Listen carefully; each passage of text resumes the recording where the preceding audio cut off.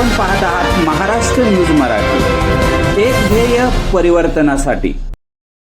नमस्कार, मी भावना वैराट। आपण पाहत आहात महाराष्ट्र न्यूज मराठी। दृष्टिहीन महिलांना साड्यांचे वाटप, Inner Wheel club of Pune wing आणि प्रकाश वाटचा आदर्श उपक्रम। नवरात्रीच्या पावन निमित्ताने Inner Wheel club of Pune wing आणि प्रकाश वाटचा या संस्थेतर्फे समाज उपयोगी कार्यक्रम राबवण्यात आला। या उपक्रमांतर्गत दृष्टिहीन महिलांना साड्यांचे वाटप करण्यात आले। हा कार्यक्रम डॉक्टर बाबासाहेब आंबेडकर उद्यान पुणे येथे मोठ्या उत्साहात पार पडला।